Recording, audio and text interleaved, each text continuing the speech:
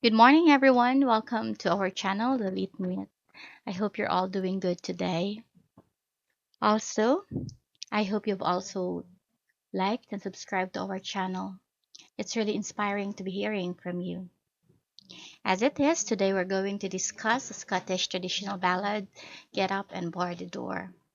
It actually has a Filipino counterpart, but of course, I'll be mentioning that as we go along with the discussion later.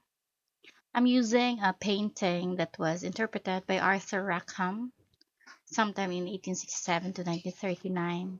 So, as I was saying, we will be discussing our Scottish traditional ballad, Get Up and Bar the Door. This tale, like all oral tradition, has occurred in many versions, but almost all involved in this story, and at the same time, it involves some Scottish dialect. And it would appear that this ballad actually came around sometime the 17th century. So now we begin. Get up and bar the door. It fell about the Martinmas time, and a gay time it was then, when our good wife got puddings to make, and she's boiled them in the pan.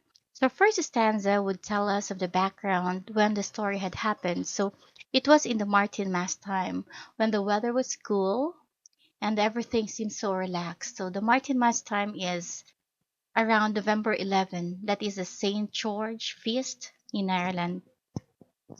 So she was making puddings, and you could, like your mother's or your father's even, but then here we have the mother. She's cooking. She's very, very busy cooking.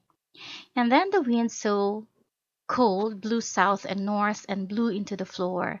Quoth our good man to our good wife, "Get out and bar the door." It was very, very cold. There was a harsh wind coming in from all the directions, and it blew their door open.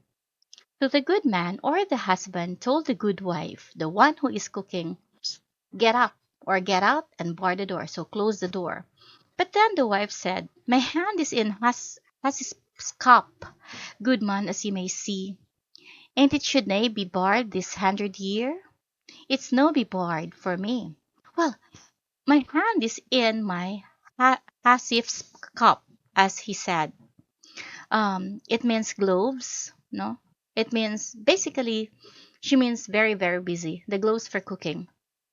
"Husband," she said, "as you can see, I'm here in the kitchen. I'm busy preparing your food. Why don't you get up? It should have been barred so long ago." It's hyperbolic, of course, when it should have been barred 100 years ago. But then she said, "No one was to bar it for me." They made a paction tween them twa. They made it firm and true, that the first word where should speak should rise and bar the door, because no one wants to bar the door to get up from whatever they're doing and bar the door. They made a pact, they made a promise. They're never to speak to one another, because the one to speak first will be the one to bar the door all the time. Then by there came two gentlemen at 12 o'clock at night, and they could neither see house nor hall, nor coal nor candlelight. Imagine, at 12 o'clock midnight, the door was still not barred. Remember? They made a pact. No one will speak, or whoever speaks first will be the one to bar the door. Now whether is this a rich man's house, or whether is it a poor? So the two gentlemen were asking. But near a word would one A of them speak for barring of the door. Even if they were asked by two people at the middle of the night, no one had spoken, because neither of them wants to be the one to be barring the door all their lives. And first they ate the white puddings. So it's made of oatmeal rather. And then they ate the black. It's a blood pudding, as they put it. Perhaps for the Philippines, that is the pie. We call it pie, the one that we buy at the bakery. Though Muckle thought the good wife to herself, yet ne'er a word she spake. Although there are a lot of things that what that the wife wanted to say, Muckle, mighty, many, a lot, but then she never ever dared speak one word. Then said the one unto the other, Here, man, take ye my knife. Do you take off the old man's beard, and I'll kiss the good wife. Oh, then one of the men said, Hey, buddy, come on, take my knife. Take off the old man's beard, cut it, and I'll kiss the wife. Um, we could imagine that they're planning to rape the wife, to violate the wife right there and then in front of the man. But will the man speak? We'll continue so that we would know. But there's nae water in the house, and what shall we do then? What ails thee at the pudding's brew that boils into the pan? The first man said, How could I cut his beard? There's no water and everything. And so the man who has the knife, who had given the knife, had said, What do you think of that boiling water in the pan? At this, oh, up then started our good man. An angry man was he, so he's very angry. Will ye kiss my wife before my een and scud me with pudding brie? Oh, you will violate my wife. You will kiss my wife in front of me, and you will even hurt me with that boiling water? Oh, he was very, very angry. We could just imagine that the two men were then became afraid, and they must have run off and left the husband and wife. And with this, then up and started our good wife. Get these skips on the floor. Good man, you've spoken the foremost word. Get up and bar the door. Oh, when the wife had heard the man speak, she just waited until all was finished, and he told the man, Hey, get up, bar the door. From then on, we knew that the man is expected to bar the door at night. I've mentioned in the early part of this vlog that there is a Filipino traditional ballad, but then that has something to bakit ang babae ang naguhugas ng pinggan.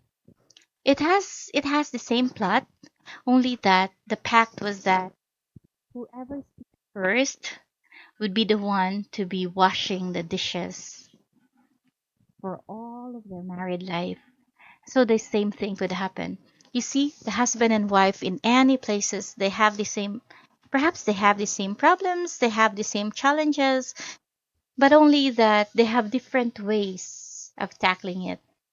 This sounds so funny, but at the same time, we could imagine perhaps our father is tired, so he doesn't want to stand when he's doing something, he just wants to relax.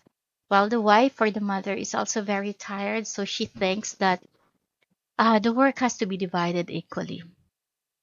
With you, I'm not really very certain what you're thinking, but of course, perhaps you're sharing my thoughts that after all, we all are empowered, both men and women, and therefore, whoever has the free hand must be there to help, assist one and the other. And so that is our get up and bar the door. After this, I hope all of us would be willing to get up and bar the door or perhaps wash the dishes, whoever has the free hand. As we put it, the washing of the dishes is always an issue or the closing of the door.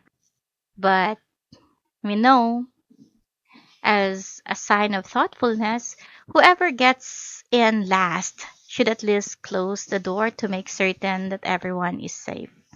And with that, I wish you all safety and good health. And I hope to be hearing from you by subscribing and liking our video. Ciao!